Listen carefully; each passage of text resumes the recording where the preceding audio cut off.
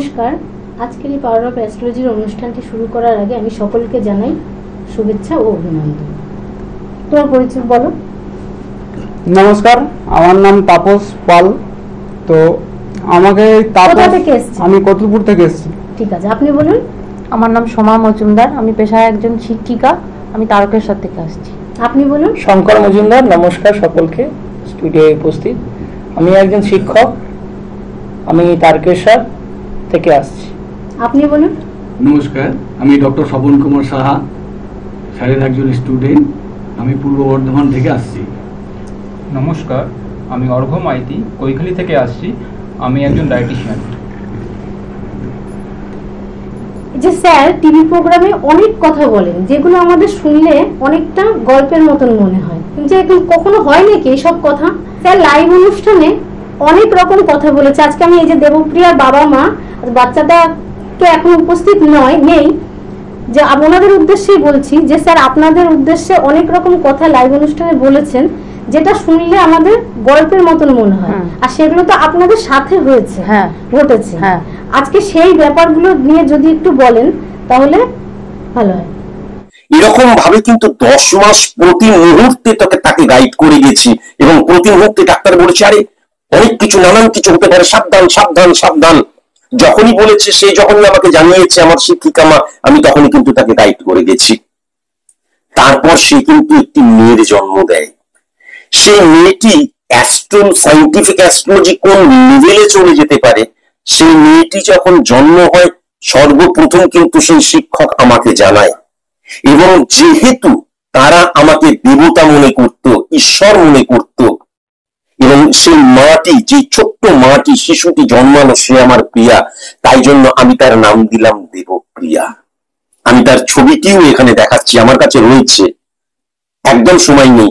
এই হচ্ছে তার ছবি, আমার ছবিটা আমার একদম ল্যাপটপের মধ্যেই থাকে। আমি প্রথমেই আমার জীবনের মহান গুরু স্যার সুমন্তজি চৌধুরীকে শতকোটি প্রণাম। তা সঞ্চালকের ভূমিকায় যিনি ম্যাডাম আছেন, কথাগুলো যখন বলছে তখনই আমাদের যেন গা কাটা দিয়ে উঠছে।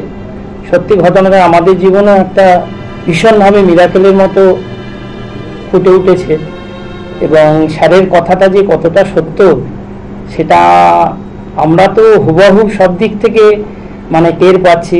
এছাড়াও স্যারের সান্নিধ্যে যেটা এসে একটু আগে ম্যাডাম বললেন, একদম ঠিক কথা। স্যারের সান্নিধ্যে না গেলে বোঝা যাবে না যে পাওয়ার অফ অ্যাস্ট্রোলজির ক্ষমতা কি, স্যার সুমন্তজির ক্ষমতা। তা আমাদের মোটামুটি দ্বিতীয় প্রেগনেন্সি এটা। আমার এক ছেলে, তার 10+ বয়স, দেবত্ব মজুমদার। তা সেও স্যারের আশীর্বাদ ধন্যে আজকে অনেক দ্রুতগামী ট্রেনের মতো ছুটছে স্যারের কাছে আসার পর থেকে। দ্বিতীয় সন্তান দেবপ্রিয়া মজুমদার, এটাও আমার মহান গুরুর নামেই নামাঙ্কিত। তিনিই নামটা দিয়েছেন যে আমার মাকে আমি দেবপ্রিয়া নামে ডাকবো, এবং সেই নামটাই সর্বক্ষেত্রে প্রযোজ্য, এবং সেটা আমরা মেনেও নিয়েছি। কারণ স্যারের কার্যকারিতা এমনই, এটা অস্বীকার করার কোনো জায়গা নেই। মোটামুটি দ্বিতীয় প্রেগনেন্সি আসার পর থেকেই আমরা স্যারের নির্দেশেই প্রেগনেন্সি নিয়েছিলাম, যেহেতু একটু এজটা ভারী হয়েছিল আমাদের। তা আমরা খুব চিন্তায় ছিলাম। স্যার আমাদের অভয় দিয়েছিল, তোদের কোনো চিন্তা নেই, আমি বলছি তোরা নেই, নির্ভাবনা। আর স্যারের সেই অভয়বাণী শোনার পরে কিন্তু আমরা দ্বিতীয় প্রেগনেন্সিটা নিই, এবং নেয়ার 3 মাসের পর থেকে নানা রকমের সমস্যা দেখা দিয়েছিল। এটা বাচ্চা গর্ভে থাকাকালীন মায়ের ক্ষেত্রে হয়। হ্যাঁ, স্যার কিন্তু প্রতি মুহূর্তে বলতো, দেখ আমি কিন্তু ডাক্তার নই, ডাক্তারের কাছে ডাক্তার বলবো, আর ডাক্তারের বাইরেও কিছু কাজ আছে। স্যার তখন কিন্তু বলেছিল ব্যারাকপুরের চেম্বারে, আমার খুব ভালো খেয়াল আছে, সেই কাজটা আমি করবো। আর ঠিক তাই, স্যারের কথা আর বাড়ি গিয়ে দেখলাম তাই। মিসেসের সমস্যা হয়েছে, নানা রকম সমস্যা আসছে, কখনো পা ফুলে যাচ্ছে, কখনো বসলে ভালোভাবে উঠতে পারছে না। গাড়ি চেপে, যেহেতু তিনি একজন শিক্ষিকা, স্কুলে যান, সেখান থেকে ফেরার সময় বলছে আমি যেতে পারবো না, কষ্ট হচ্ছে। তা আমি ডাক্তার দেখাচ্ছি, কিন্তু পুরোপুরি নির্মূল হচ্ছে না, আংশিক হচ্ছে। আবার যখন হচ্ছে আবার ডাক্তারবাবু করছে, আবার ওষুধ। এবার প্রেগনেন্সি পিরিয়ডে ম্যাডাম বেশি ওষুধও খাওয়া যায় না। তারপর স্যারকে সবসময় আমি বলতাম যে তুমি হোয়াটসঅ্যাপে স্যারের সঙ্গে, স্যার বলেছিল এমার্জেন্সি বলে মা তুই আমাকে কল করবি যে কোনো সমস্যা। তা স্যারকে সঙ্গে সঙ্গে এমার্জেন্সি বলেন যে সমস্যাটা হচ্ছে সেটা জানাতো, এবং জানাবার পর দেখতাম সত্যি ম্যাজিক নাকি জানি না, সেটা কিরকম। ওই আমাকে বলতো আমার মিসেস, জানো স্যারকে এইটা বললাম, তার কিছুক্ষণ পর দেখলাম জিনিসটা আমি আর ফিল করতে পারছি না, আমি সঙ্গে সঙ্গে স্যারকে বললাম, স্যার আপনি কি জাদু মন্ত্র জানেন? সব থেকে আপনারটা আপনি বলুন। এবার সব থেকে মিরাকেল হচ্ছে, আমি প্রেগনেন্সির 7 মাস পর্যন্ত গাড়ি নিজে বাইক ড্রাইভ করে স্কুলে গেছি, যেটা আমার ছেলের ক্ষেত্রে হয়নি। স্যারকে সবসময় স্মরণ করে যেতাম, সবাই মানে অবাক হয়ে যেত, জিজ্ঞাসা করতো যে এটা কি করে সম্ভব। যে আমি কিছু বলতাম না, স্যারকে স্মরণ করে আমি ঠিক আস্তে আস্তে যেতাম এবং আসতাম। তারপরে স্যারের সঙ্গে সবসময় টাচে থাকতাম, যাই অসুবিধা হতো স্যারকে জানাতাম, দেখতাম ঠিক স্যার আমাকে সাহায্য করেছে বা যেমন করে হোক প্রতিকার করার চেষ্টা করেছে। এবং স্যারের কাছে আমি চেয়েছিলাম, যেহেতু আমার প্রথম সন্তান ছেলে, তাই বলেছিলাম স্যার আমার প্রেগনেন্সি যদি আসে আমার যেন একটা মেয়ে হয়, কিন্তু সেটাই দেখলাম ঠিক হলো। আর স্যার আমার মেয়েকে আমি 6 মাস যখন বয়স তখন ব্যারাকপুরের চেম্বারে নিয়ে গেছিলাম। মানে এটা তো মানে গায়ে কাঁটা দিয়ে উঠছে আমার, যে স্যার ওনার আমার মেয়ের প্রেডিকশন করে বললো আমার জন্মছক আর আমার মেয়ের জন্মছক মানে দেবপ্রিয়া জন্মছক হুবহু এক। বাচ্চাটা হওয়ার যখন ও 6+ বয়স, 6 মাস প্লাস বয়স, তখন স্যারের নির্দেশ নিয়েই আমরা নিয়ে এসেছিলাম ব্যারাকপুরের চেম্বারে যে আমার মেয়ের একটু প্রেডিকশন করিয়ে নেবো ছোটোবেলায়। তা স্যার বলেছিল হ্যাঁ আসবি 6 মাসের পর। তা 6 মাসের পরই স্যারের নির্দেশে এসেছিলাম। তা সেখানে আমরা যখন চেম্বারে বসেছি রীতিমতো আমরা স্তম্ভিত, যখন প্রেডিকশন করে স্যার মাথায় হাত দিচ্ছে আর বলছে হ্যাঁ রে এটা আমি দ্বিতীয়বার জন্মগ্রহণ করলাম। তা আমি সেই সৌভাগ্যবান পিতা এবং আমার মিসেস সেই সৌভাগ্যবান মাতা যে আমরা আমাদের জীবনের যিনি মহান গুরু, চালিকা শক্তি, আলোক শক্তি, সব কিছু বর্তমান দিনে স্যারের নির্দেশ, স্যারের আশীর্বাদ ছাড়া হয়তো এতদূর আমি এগোতেও পারতাম না, অনেক তলায় চলে গেছিলাম, সেখান থেকে অনেক কিছু গেইন করেছি। সেকেন্ড ইস্যু যে এতে কি কোনো প্রবলেম মানে আর কনসিভ করতে কি কোনো সমস্যা ছিল? না, কনসিভ করতে সমস্যা ছিল বলতে যেহেতু একটু এজেড হয়ে গেছিলাম তাই একটু সমস্যা ছিল। ওটার ক্ষেত্রে স্যারই সব কিছু ভূমিকা পালন করেছেন। স্যারের সাথে আমরা কথা বলেছি, স্যার বলেছে হ্যাঁ যা কোনো সমস্যা নেই, আমি যে অভয় দিচ্ছি তোদের হবে, তারপরেই আমি কনসিভ করি। আর ইনি হলেন আরাত্রিকার বাবা। আর আপনাদের ক্ষেত্রে তো স্যার এমন কিছু বলেছেন যেটা শুনলে আমাদের গা শিউরে ওঠে, এবং লাইভ প্রোগ্রামে আমরা শুনেছি যেটা শুনলে আমরা হয়তো স্যারের স্টুডেন্ট আমরা বিশ্বাস করব, কিন্তু আজকে স্যারের হাজার হাজার ফলোয়ার্স, হাজার হাজার ভিউয়ার্স আছে, তারা তো নিশ্চয়ই বিশ্বাস করবে না।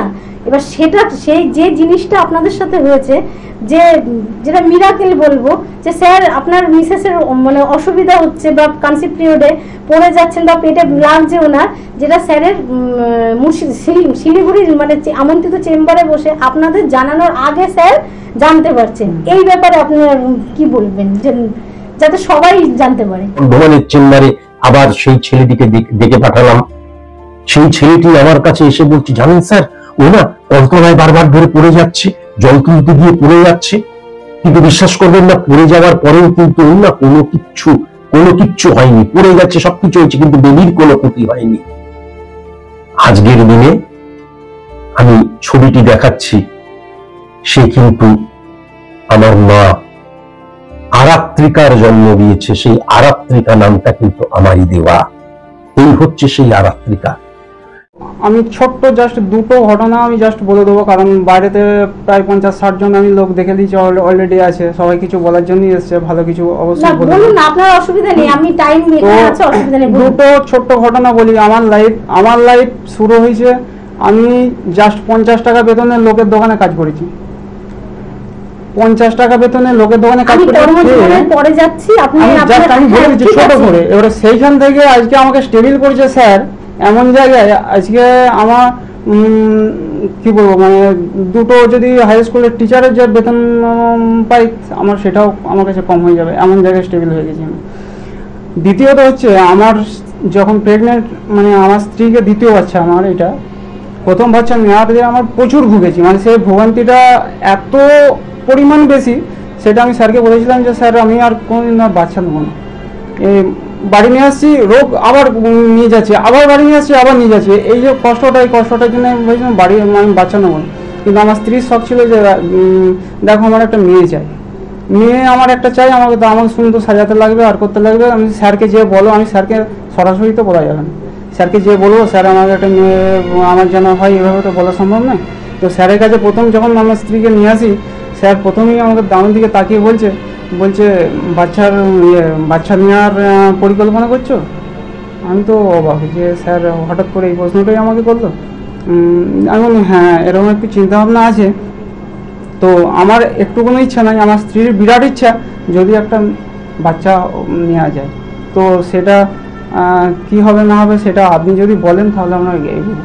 তো স্যার বললো যে প্রেডিকশন করলো, করে অলরেডি আমাকে বললো যে তুমি বাচ্চা নাও, দায়িত্ব আমার। তো কি হবে সেটাও আমি জানি, তো তুমি যেটা চাইছো সেটাই আমি লিখে দিচ্ছি, তুমি একদম কনফার্ম তুমি বাচ্চা নাও। কিন্তু সমস্যা তোমার বিরাট, কি সমস্যা না, ও কিন্তু পড়বেই একদম, ও পেটে বাচ্চা থাকা অবস্থায় ও কিন্তু পড়বেই একদম, সাবধানে রাখবে। আর যাতে ক্ষতি কিছু না হয় তার জন্য আমি আছি। ঠিক আছে। তারপরে স্যার রেমেডি দিয়েছে, সেই রেমেডি নিয়ে যথারীতি আমি রেমেডি অ্যাপ্লাই করে রেখেছি। তারপরেও আমি যখন আবার নিয়ে আসি দ্বিতীয়বার চেম্বারে, আমাকে জিজ্ঞাসা করছে কবার পড়েছে, আমার স্ত্রী কবার মানে পড়ে গেছে। তো অলরেডি তখন 3 বার পড়ে গেছে, কলাছলের উপরেও পা দিয়ে পড়েছে, একদম পা স্লিপ খেয়ে, যেটা সামনে দিয়ে পড়ার কথা স্যার আগেই বলে রেখেছে, সেটা আমি পরে অনুভব করছি। মানে কলাছলে স্লিপ খেয়ে সামনে দিয়ে পড়ে যাওয়ার কথা, সে সুন্দরভাবে বসে পড়লো একদম, মানে স্লিপ খেয়ে যে চুপচাপ বসে পড়লো। এরকমও ঘটনা হয়েছে। মানে বাসনপত্র ধুয়ে সেখানে গেছে, সেখানে স্লিপ খেয়েছে, সুন্দর পড়ে যাচ্ছে কিন্তু পড়ে বসে আছে। এই মানে এরকমভাবে বাঁচিয়ে গেছে। তারপরেও স্যারকে আমি বলি স্যার এই ঘটনা হচ্ছে, বলছে আমি তো বলেছি তুই চিন্তা করছিস কেন, আমি তো আছি। ঠিক আছে, স্যারের ভরসাতেই ভরসা। বাচ্চা যখন ডেলিভারি হবে তার আগে আমি স্যারকে ফোন করি, স্যার বাচ্চা তো ডেট দিয়ে দিচ্ছে। বলছে তারা ডেট দিয়ে দিলেও আমি তোকে যে ডেট বলবো সেই ডেটে চেষ্টা কর পড়া।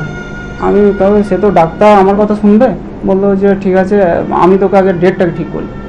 তো ডেট টাইম এমন একটা ঠিক করে দিল রাত্রি 8টার সময়। সেই সময় ডাক্তার কোনোভাবেই সিজার কেস ধরেনি, আমি যে ডাক্তারকে দেখাই। তো ওই ডাক্তারকে যখন বলি ঘটনা, স্যার আমাকে এই টাইমেই কিন্তু করতে হবে। তাতে আপনি কি বলতে চাইছেন বলুন, নাহলে আমাকে অন্য কিছু ব্যবস্থা করতে হবে, কিন্তু আমার এই টাইমে ডেলিভারি, কিন্তু আমাকে সিজার এই টাইমে চাই। তো তারপরে রাজি হয় অনেক কষ্টে। রাজি হওয়ার পরে প্রথম স্যারকেই আমি খবরটা জানাই যে আমার মেয়ে হয়েছে। আজকে এত খুশি, এই খুশিটা মানে পরিমাপ করে তো কোনোভাবেই আমি বোঝাতে পারবো না।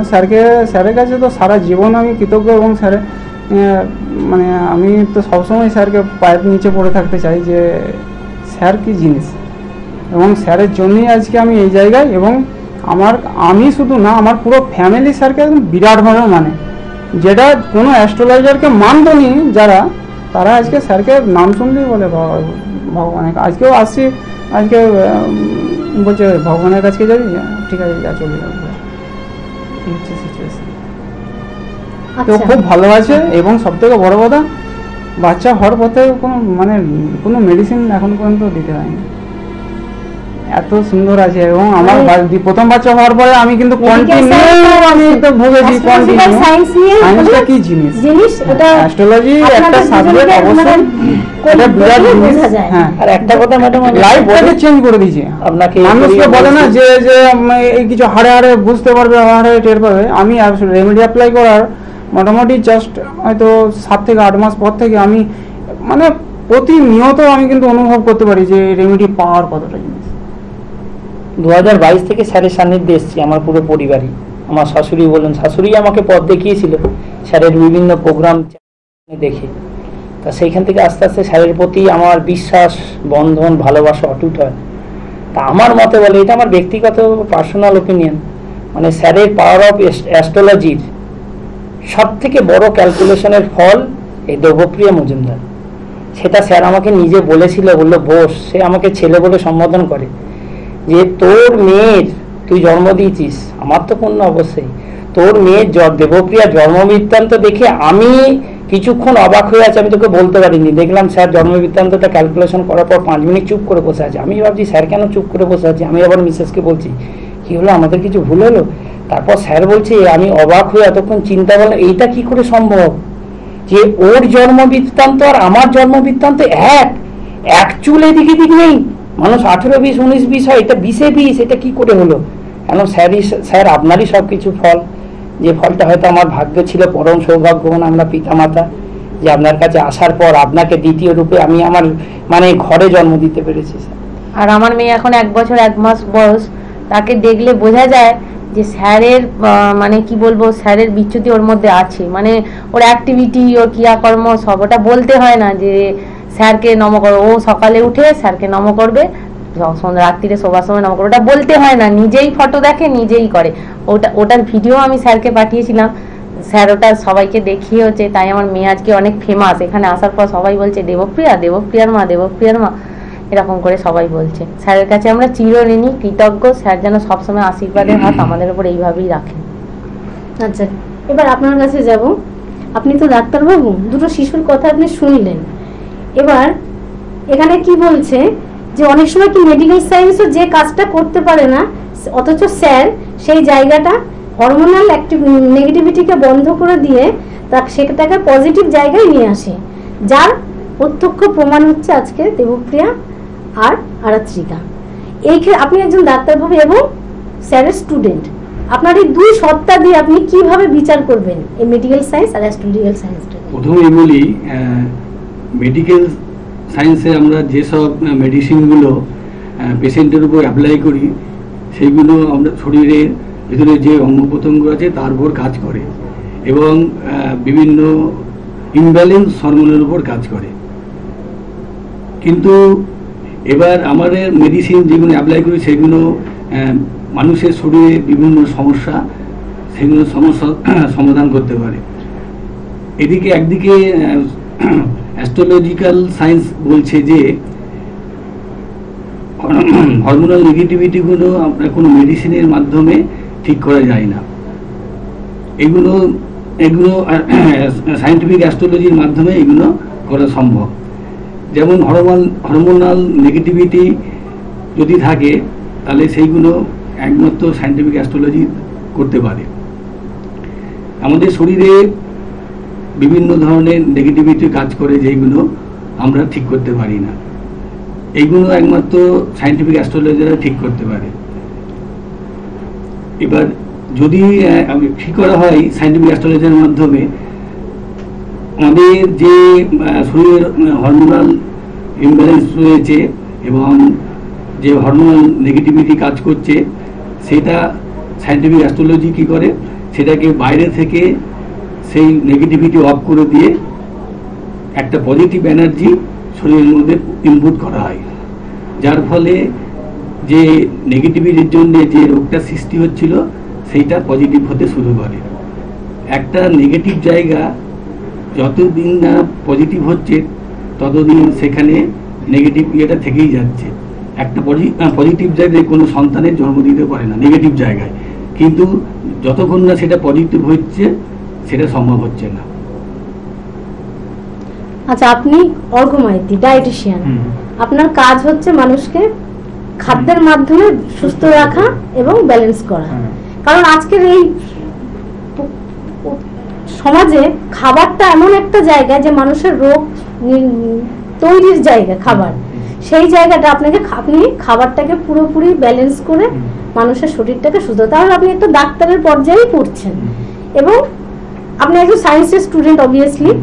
তাহলে আপনার মতবাদে এই যে ব্যাখ্যা, দুটো বাচ্চার যে সিচুয়েশনটা কিভাবে ব্যাখ্যা করবেন? দেখুন, প্রথমত সায়েন্টিফিক অ্যাস্ট্রোলজি সম্বন্ধে আমার যে অভিজ্ঞতা হয়েছে, যে এক্সপিরিয়েন্স হয়েছে, অন দ্যাট নোট এটা ক্লিয়ার যে সায়েন্টিফিক অ্যাস্ট্রোলজির এবং তার যে রেমেডি অ্যাপ্লিকেশনস হলো, সেটা আমাদের একটা ফিজিওলজিক্যাল বা হরমোনের ওপর একটা চেঞ্জেস আনছে।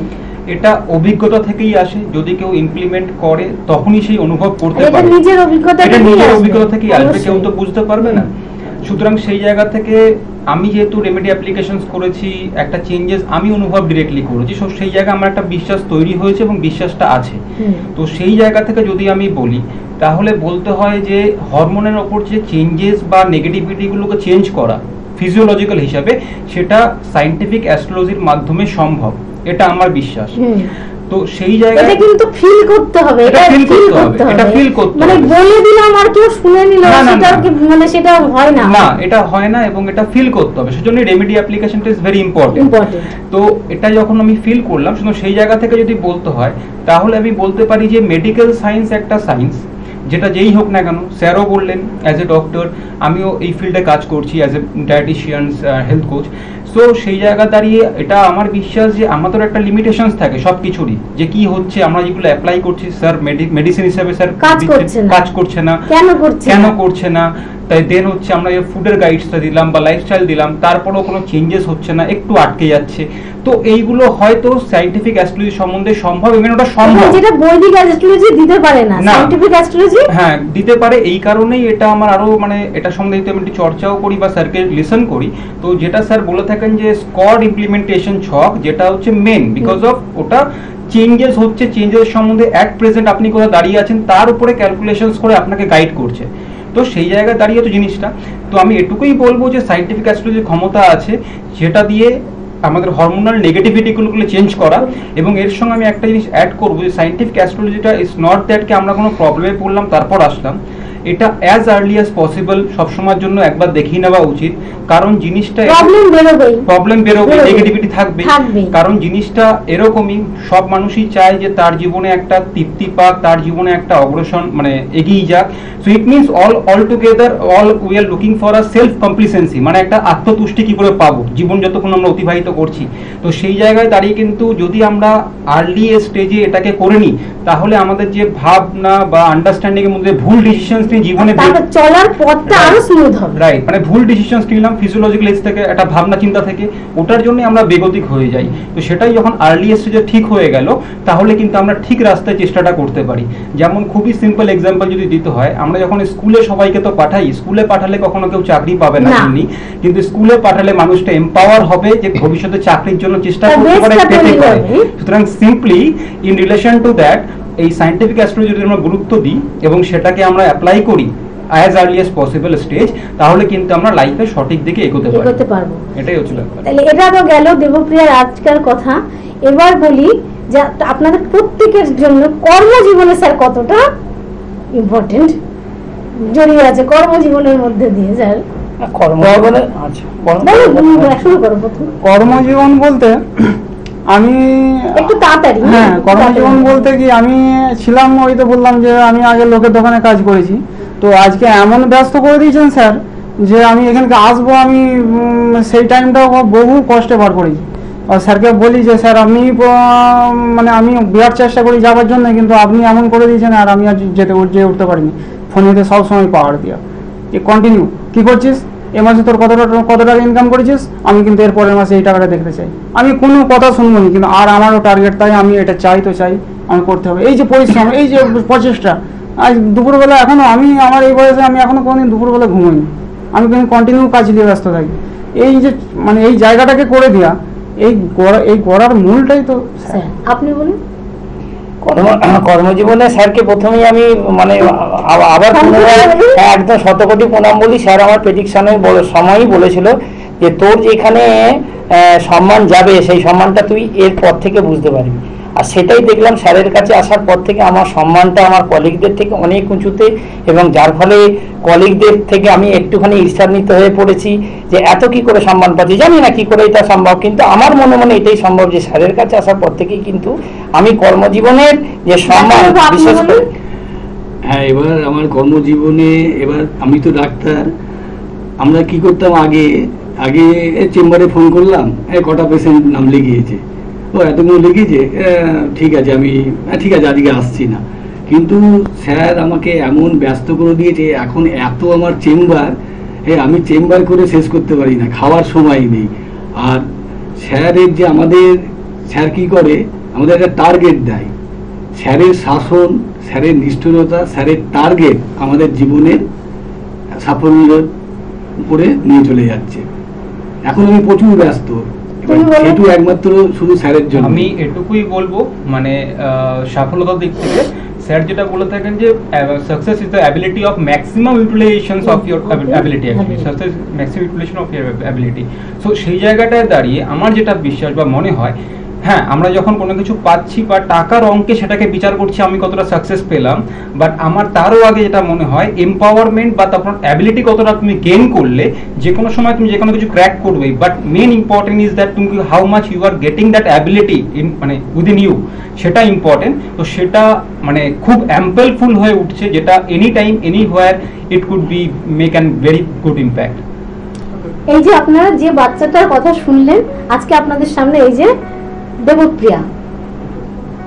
মা স্যার কই? মা স্যার কই? ছোট বাচ্চা বলতে পারে না।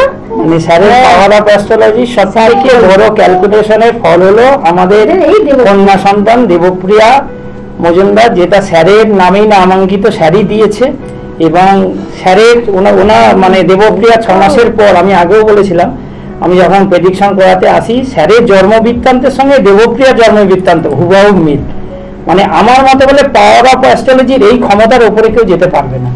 এইটা আমরা পিতামাতা হিসাবে একদম সম্পূর্ণভাবে বিশ্বাস করি। আজকের অনুষ্ঠানটিকে সাফল্যমণ্ডিত করার জন্য অনেক ধন্যবাদ। অন্য কোনো অনুষ্ঠানে আবার দেখা হবে। সবাই ভালো থাকবেন।